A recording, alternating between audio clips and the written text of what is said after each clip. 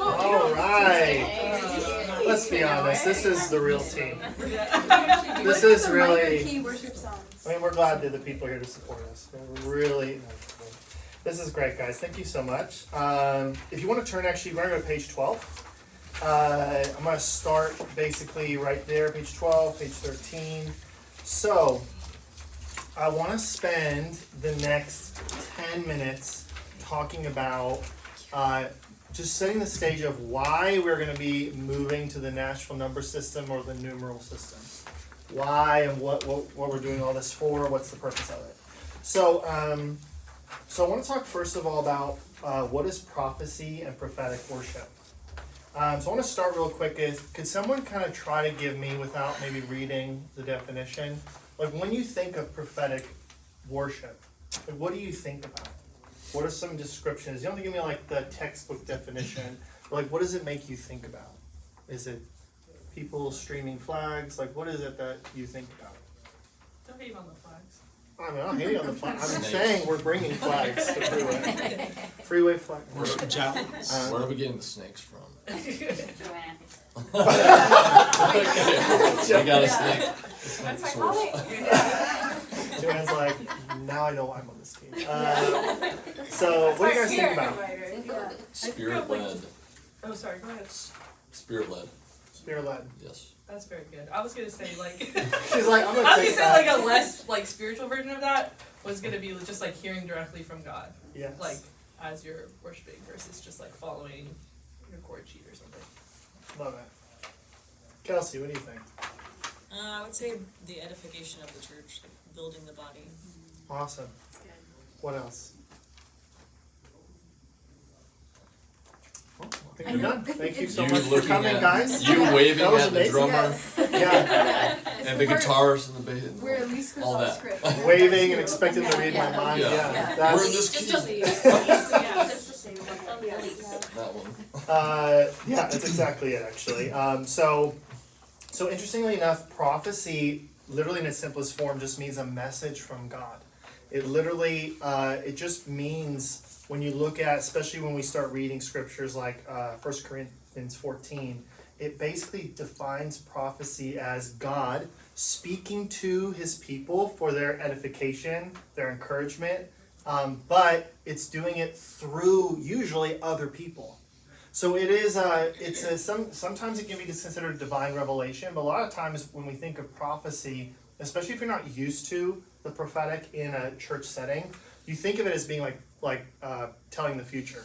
It's basically like, hey, I'm getting a word, this is what's going to happen in 2029 or something. Like that's how we think of prophecy, but it's actually in a church setting, it can include that.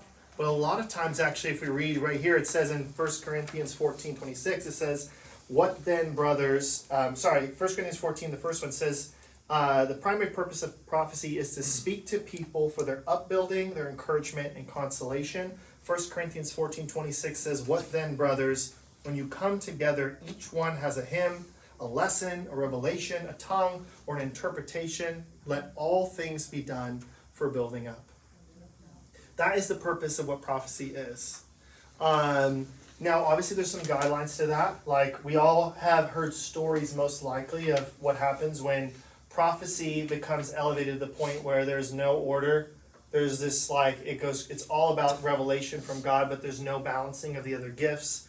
And so there is some guidelines that are given for prophecy. For example, in verse 31 of the same chapter, it says it should be done in an orderly fashion. He literally says, let 2 or 3 of you get up one at a time and share so that the whole body can weigh what's being said and learn.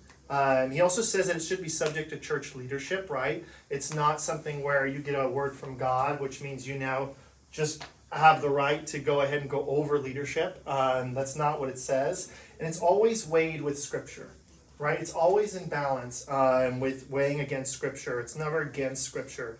The reason why it's so important and why prophecy is something that I think I want us to really consider, and when we talk about prophetic worship, prophetic words, is because the Bible really encourages that we seek this gift. It says we are highly encouraged to seek this gift. It is a huge blessing that the Holy Spirit gives to us, that God would speak to us and that people would be able to share and encourage the body of Christ through what God is saying directly to us. It goes back to encounter. Do I believe that God is actually going to speak to us?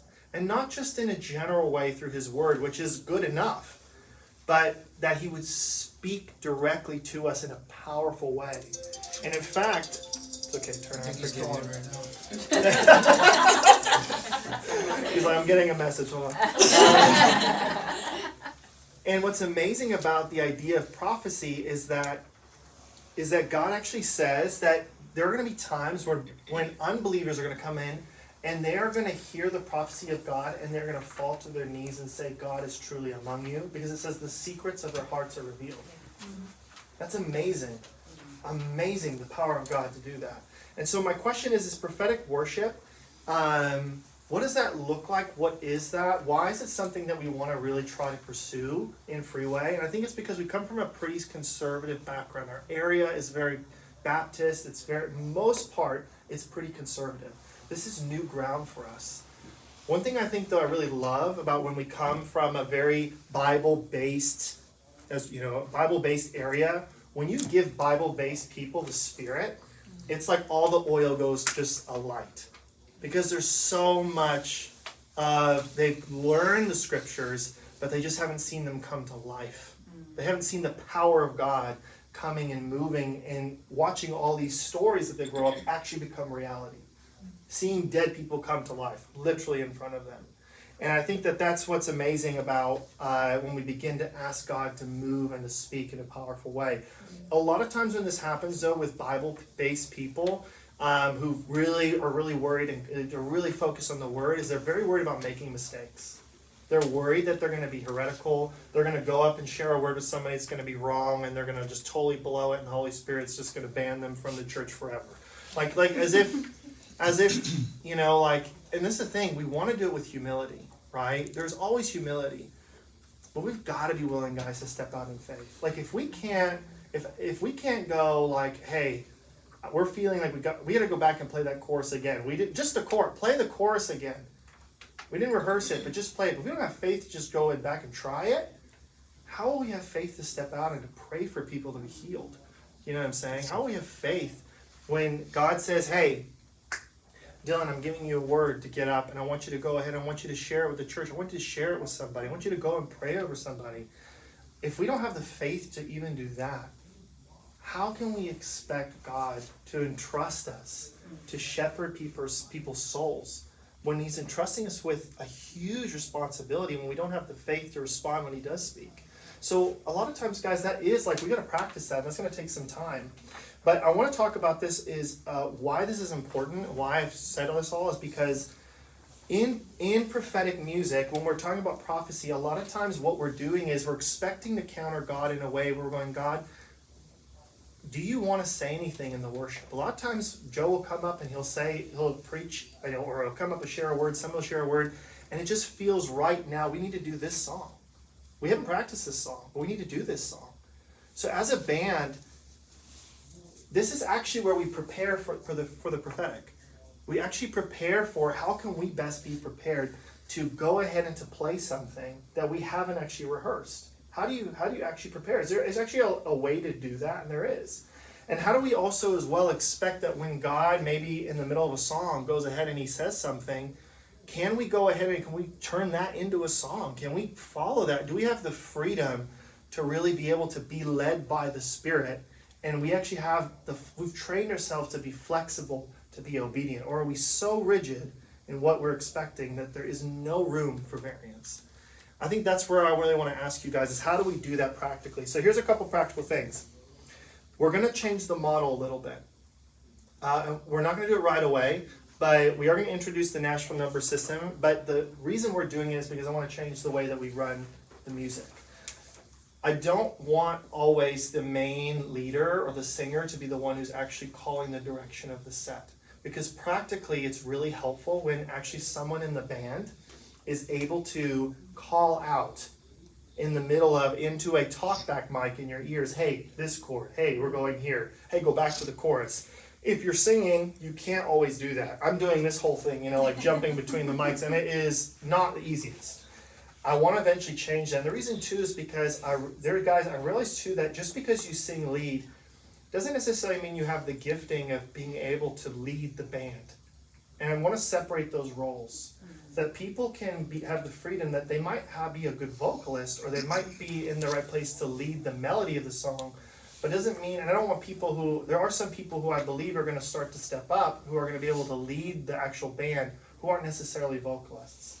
Those are actually two different skills. And so we're going to begin to separate those. They might stay the same, but we're going to be separating them. And so what that means is, here's a practical thing of why we're going to learn the natural number system. First of all, when you are, does anyone know what the natural number system is? Are you familiar with it? Very basic, okay? I want you to look at your sheets. This is your cheat sheet. This is what the natural number system is. It is basically, the nice thing about the natural number system is that it doesn't matter what key you're in, this system works. Meaning, you never have to change the key of any song. You never have to change it. You have the song, and basically you change out the chords for numbers. 1, 2, 3, 4, 5, 6, 7. And so when you look at it, when you're in a key, like the key of A, instead of having A, D, A, E, A, F sharp, whatever the chord is, you just put a number. 1, 2, 3, 4. Now what it means is that you have to memorize what are the 7 different chords, the major chords in the key of A. But once you learn these, then all we have to do is keep the numbers on the page. And you go, okay, well, if we're in C, and I play number 3, well, I know number 3 is E minor. I know that's the way it goes. And so why this is super helpful is because, as well, if you think practically, when I have a mic, think about when I'm yelling at you, A, B, C, D, they all end in E. It's very difficult to hear what you're saying. Where if it's 1, 2, 3, 4, 5, it's much easier and clear. It's just a small thing, but it's actually really practical. Here's the other reason why it's helpful. If we ever change keys, let's say we're in the key of A. I don't have time all the time to go, we're about to go into We Praise You. I don't have time to go change it to the right key. I don't have to. If we all know that natural number system, we don't need to change the keys. And so we're going to do a little bit of a test, and we're going to start with those watching who was nodding, and we're going to see if they get it. So put your papers down for a minute. So whenever you're doing a major chord, when you're doing a major scale, you always have the 7 different chords. And if you remember a piano, if anyone thinks about a piano, you basically, that is something you're going to have to memorize. You're going to have to memorize what are the different scales. And so you can have a cheat sheet on there. But let's say we're in the key of, to make it easy, we'll make it the key of C. And I want 2, I want 5, and I want 7. John, what would be the chords? You're going to play 2, 5, 7. What are the chords? D minor, G major, and then... Ooh, that's wrong. D minor, G major. And then B diminished. Mm-hmm. Okay. Wow. There you go. Snaps, anybody? All right. Now, why is it minor? Why is it diminished? Why? Well, this is the thing. When you're in the key of C, if you look at your chart, did you notice that 1, 4, and 5 are always major chords? 2, 3, and 6 are always minor chords. 99% of the time. 7 is always diminished.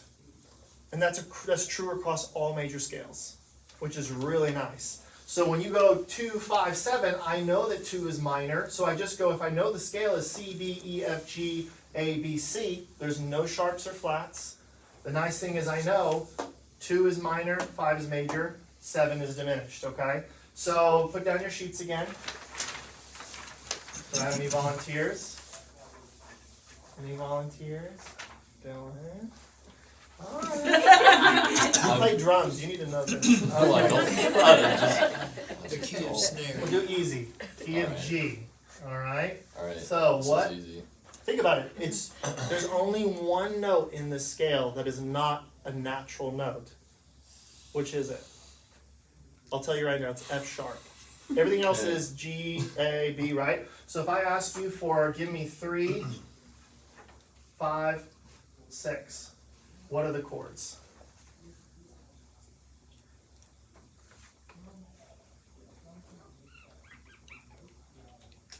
It's the first one a B. It's a B, but remember 2, 3, and 6 Oh, are oh, it's a B minor. minor. B Okay. minor. Got it. 5 is D, lovely. 6 is E, what? something minor. Yeah. Wow. Well done. Amazing. You can leave. I'm kidding. Okay, last one. Last one. Anybody? Come on. My base, we don't even use notes. You want a easy, medium, or hard? This is like Give me Jeopardy. Give me the hardest. The hardest. Yeah. Wow. Okay. I like the cojones on this guy. All right, here we go. You ready? B. Can you give me 1, 4, and 7? One is B. Lovely. What's your second number there? Is it a 4 or a... That's a 4. Okay. B, C, D. Love it. E. Now this one will be impressive if you get this. F, G, A. One of those. Final answer? Wait, A with the little circle. B sharp A sharp. diminished. A sharp diminished. You're right, it's A, but because in the key of B, if you memorize the scale is B, C sharp, D sharp, E, F sharp, G sharp, A sharp, B. I don't think we'd This- have diminished on base. Oh, yeah, well, you do, but you don't usually play anything more than one note, so technically it doesn't usually affect you. But now the thing is, yes, you have to memorize this. And the way that you memorize it, a really good, helpful way to know if you can't remember your scale, you can't remember what are the different notes, is this little thing called whole, whole, half, whole, whole, whole, half. 2 holes and a half, 3 holes and a half. Oh my gosh, music theory's coming back. yeah, no. This is like the basics, right? If you think of a keyboard, on a keyboard, right, you've got these different, you've got your black notes here, right? Oh, this is gonna be really That's interesting to see very if I can do this. Very- Wow, this is psychedelic, man. All right, here we go. So now, oh my gosh, I'm gonna mess this up so bad. So far, so good. Okay. My piano, the black keys on my piano don't look like they're squiggly like that, but I'm just trying to make sure they're black, right? So, we have C, D, E, F, G, A, B, and then we'll just put another C, whatever here. This is C. Okay? So C. So, here's the thing. When you look at a scale, this is a half step. Going from this to this, right, is half step, half step, half step, half step, right? Every time you go up. So a whole step is just 2, right? So from here to here is a whole step. Here to here is a whole step. What is this to this? Whole or half? whole. Half. Oh. Where? Oh! Wow. Embarrassing. Okay, so reason being is because there's no black note in between them. This is actually a half step. This is a from here to here. This is a. This is a. This is a half. Okay, lovely. So when you want to do any major scale, you use this formula: whole, whole, half, whole, whole, whole, half. Why is it half that goes from E to F? Because there's actually no black note between E and F. When you think of a piano, there's Right. 2 black notes and then 3 black notes. So when you go here, half, half, half, half, half, half, half, half, half, half, half, half. Since there's no black note between these 2 notes, B and C and E and F, it's a half step. So like I don't think E sharp is something, is it? It is. It is. So when Yeah. so E sharp is the same as F. It is. Okay. Yeah. And then but if you're going from E to F, that's the same thing as going from E to E sharp. okay, I see. Yeah. Okay. It's the same. It's kind of funny, right? And the reason people are like, why do we even have an E sharp? Just say F. Yeah. It's so dumb. Yeah. Tell you why. Because interestingly enough, the way this works is that every scale, when you write it out, like let's say the key of C sharp. In C sharp, when I do the scale is C sharp, D sharp, E sharp, F sharp, right? Because it goes C sharp, D sharp, E sharp, F sharp. The reason is because I can't go C sharp, D sharp, F, and F sharp. You have to have every single letter represented. So because I can't say F and F sharp, you have to actually put E sharp as well. Really interesting, right? So this is the way you do it. If you wanted to figure out any scale, you just go whole, whole, half, whole, whole, whole, half. So we're going to start on the key of D. If this is C, D, E, sorry, I'll write this back, A, B, C. Okay, let's go. Someone else. Who wants to be my volunteer? Okay, so we're going to start. First whole step. So we're going to do the key of, so in the key of D, obviously the number 1 is D. What's number 2? E. E. So we just went one whole step, right? Sorry, we just went one whole step. So it's one whole step. Now we're going to do another whole step. When you go from E, what's another whole step from E? To F sharp. F sharp. So we have D, then we have E, then we have F sharp. Okay, Then so you we, go to G. now we go a half step, G. Now we're going to go a whole step from G, To A. A. Okay, now we're going to go another whole step, To B. B. Here's an interesting one. Whole step from To B, C sharp. C sharp. Okay, girl. C sharp, and then we end on a half step, D. This is whole, whole, half, whole, whole, whole, half. And that works for every single key. Now some of you are looking at me like I got 4 heads, and I get that. This is a crash course, okay? You're gonna be learning this over the next few months. The reason why this is important, guys, is because if you can figure out any scale, then I said, hey, we're playing Raise a Hallelujah, we're playing whatever song in the key of D. You might have to go write out those 7 at the top of your paper because you can't remember the D scale, but then you just match it up. 1, 2, 3, 4, right? 5. You just match it up, and now you've got them all matched up. And what's nice is that we don't have to change chords at all on the paper. And it means the more you do this, what starts to happen, it forces you to become a better musician. Because you are forced, you begin to hear the music and learn how to play by ear. And you begin to, as well, be able to change easier on the fly. Because you get used to the scale. So it's a small step, and it stinks to learn it at first because your mind hurts. But it's a way to grow as a musician. It makes us more flexible and able to go and to change on the fly. So this is somewhere where we're going to be going, okay? Now, questions. Are you guys like, I have no idea what just happened. Okay, I get the most of it. Where are we at? Somewhere between those two. Lovely.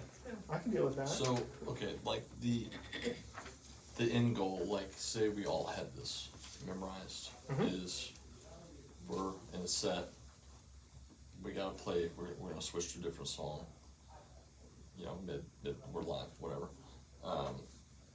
It's in a different key. You just call out the key in the mic, or somebody calls out the key and, or, Yeah, so what I would say is, hey, key of A, I can throw up the song much easier because I don't have to transpose it. I don't have to put it in the right key. I can literally just throw the song in, or I can just call out the numbers to you, and I say, okay, play 1, 4, 5, 1, 2. Just call out the numbers, and it becomes easier. And the reason why it's helpful too is because you don't know this until you start playing. But have you guys ever noticed that there's some musicians like Ben who hardly ever use the music? Why? Because he can hear what chord it is. He can hear what number, because he knows what the 2 sounds like. And that's the thing. You don't notice it now because you haven't done it for a while, but guys who play by ear, when they listen to chords, they go, every time I play a 4 chord, no matter what the key, it sounds like that. I can hear it sounds like that.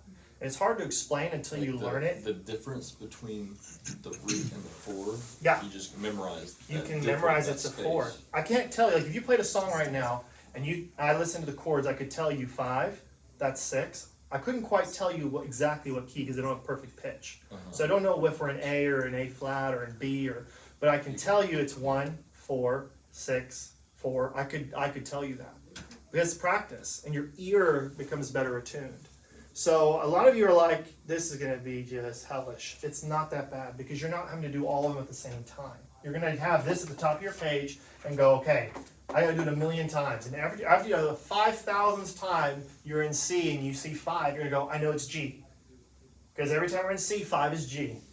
And so all you gotta do is there's only 7 of them. We don't play in any of this. We don't play in C sharp hardly ever. We don't play in F sharp. So it will feel like a lot, but it really, you'll pick it up quickly. Now, does it make sense why we do that?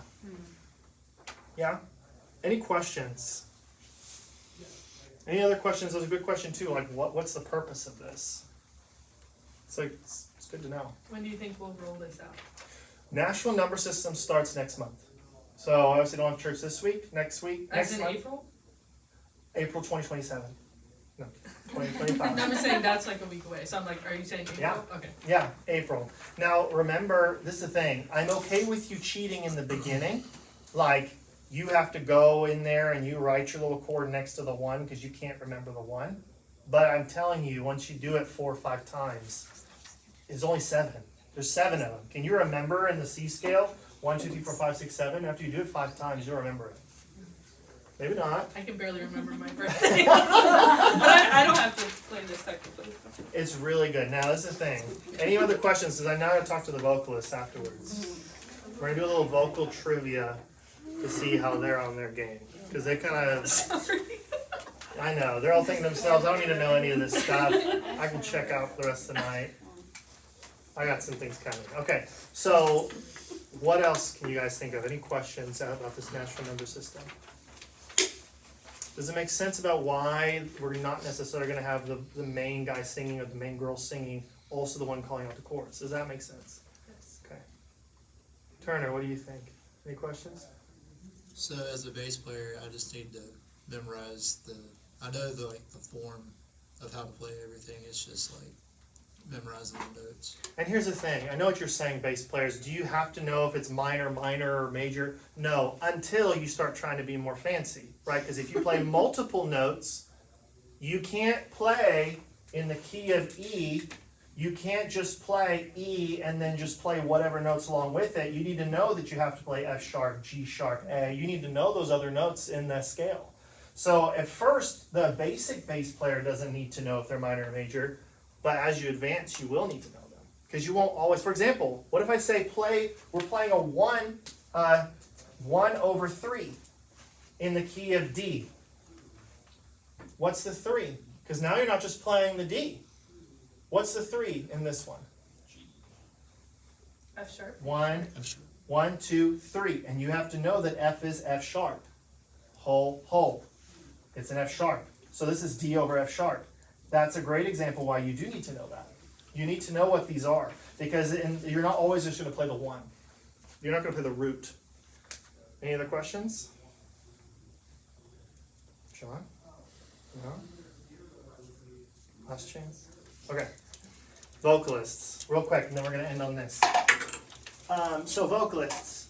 I have a question. When you're singing backup vocal, you're a background vocalist, is it better to sing with vibrato or without? Why? So you can blend your voices better together. Blending. Yeah, can you explain why? How does that help blending?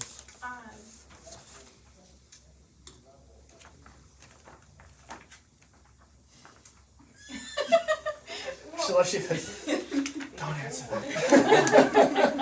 Well, I mean, like just stylistically, like with vibrato, if everyone's like hitting a different like frequency, it's just gonna sound a little bit more muddled in the sound, and you're most likely not gonna be able to like Cynthia Erivo and Ariana Grande it.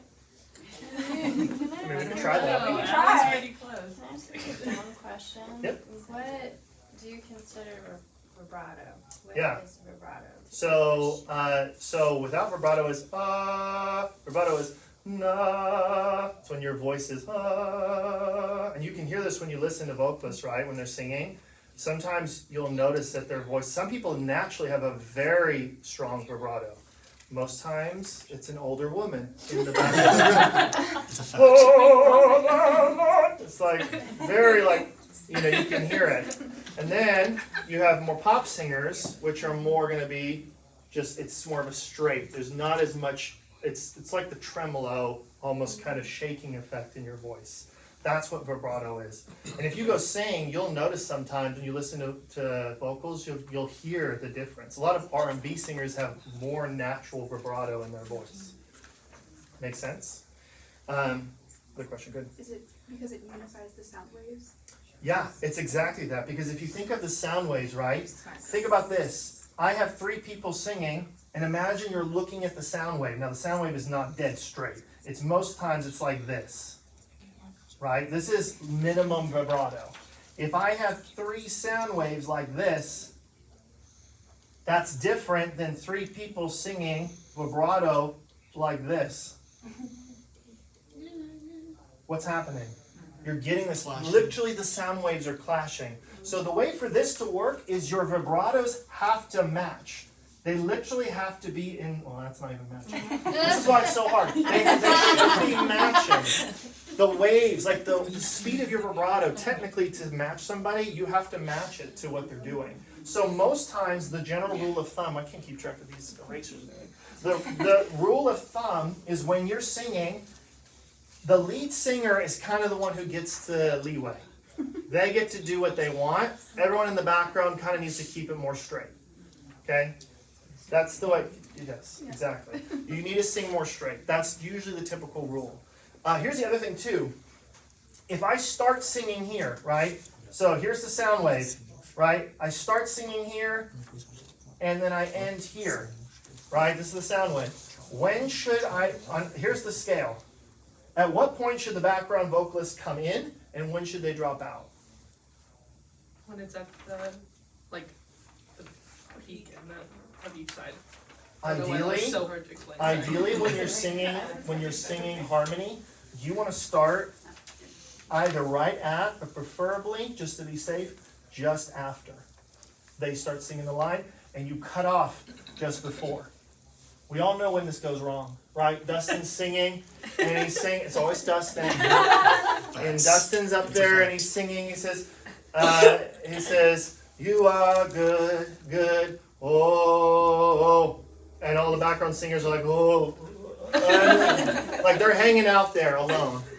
Because what happens is with the background singers, what you never want is everyone's listening, and the next thing the background singers kind of now like they're the only ones, and they're like, "Oh, there they are."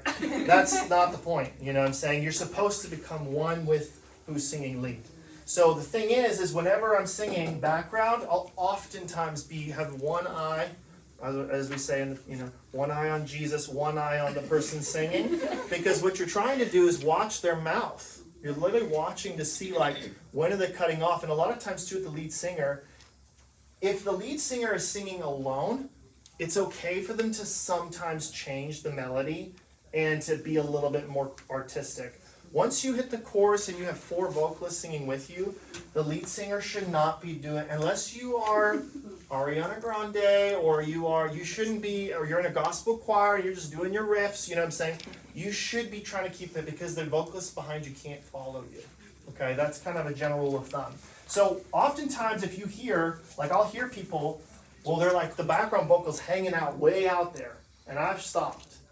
That's when you have to say, okay, hold on, I got to adjust to the main singer in that situation, right? So one more thing. I'm telling you, too many papers. Last couple things. So, who here would say that they are really comfortable singing harmony? Like 99% of the time they can sing harmony. I'm asking all people, not just those who consider themselves singers. Put your hand up. Okay. I'm kidding. Who says they're pretty comfortable with harmony? Who says about 50% of the time they can hit harmony? Okay. 10% of the time you hit harmony. I'm out. So, how do you learn? For those of you, Joanne, how did you learn harmony? It was by ear. Okay, what does that mean? Can you help us figure that out? What does that mean? Well, I don't know if it's very helpful, but it was just a lot of trial and error in terms of just listening to the melody and trying other chords and just seeing what worked. Mm-hmm. And then was building that more as I got into choir, and then learned more of the structure and music theory behind it. Yeah, so theory helps you figure out what the harmony should be. On a piano, you could pick out what the note should be, just like you could pick out a scale if you know the theory. But at the end of the day, like with the Roman numeral system, eventually you start recognizing, I know that's 1, I know that's 2, I know that's 5, I know that. Your ear develops to it. And it's the same thing with harmonies. The more you do harmony, you just begin to be able to pick it out because it's repetitive in some ways. So this is the way we're going to do harmony. The best way to learn harmony is for you to start with something small, where if you can't do harmony, then what you do is you basically go, okay, I'm going to learn harmony for this one chorus, for this set. And the way that this is going to work is now the way that we're doing it is when we record practices, we are going to practice, have our break, and then the last 30 minutes we actually record the whole set.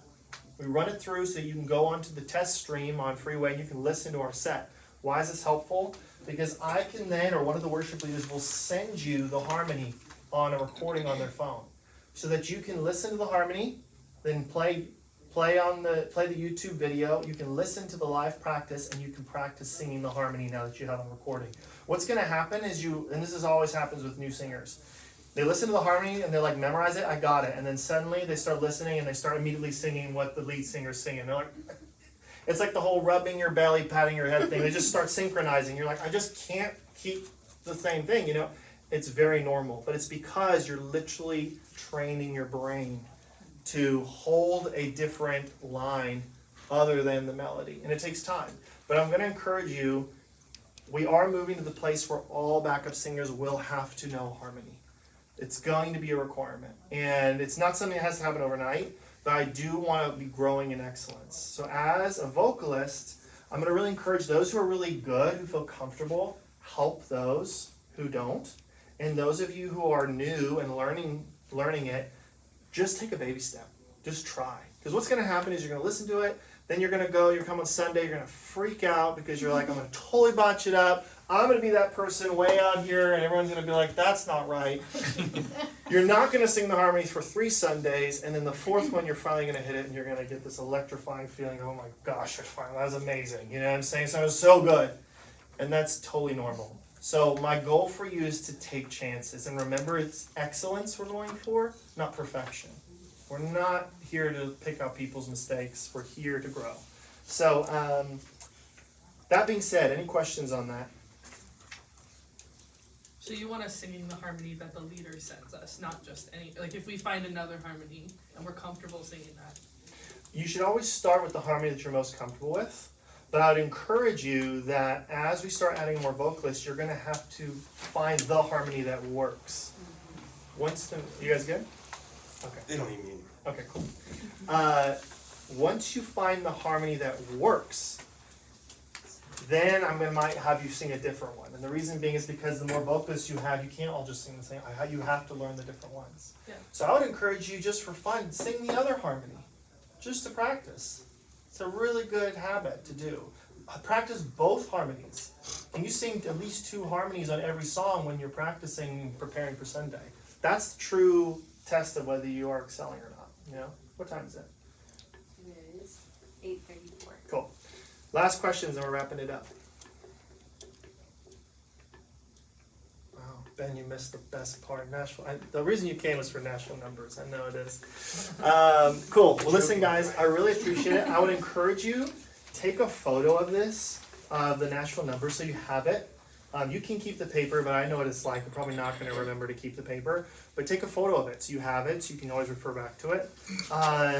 I really thank you guys so much for putting the time in. I know that this, for some people, at 8:30 at night is like pulling teeth. This is going to help us, though. I wanted to go quick. I'd rather do a crash course, and you walk away a little bit challenged rather than bored to death. So I wanted to go quickly through it. So we're going to go ahead and we're going to wrap up. The one thing I'm going to say is if when we walk out, some of these guys are still going to be training. Like sound guys, hopefully they're going to finish at 9 because they got a lot of stuff to go through. So we're going to let them try to finish, and the media guys too. So if you guys will go ahead and you can head out. I want to try not to interrupt all the media. If you want to jump into media or sound because you're truly interested, you can go and jump in. But otherwise, you guys are free to go. I really want to thank you for coming out. Good job. Cool. Thanks, Joel. Thank you guys. Awesome.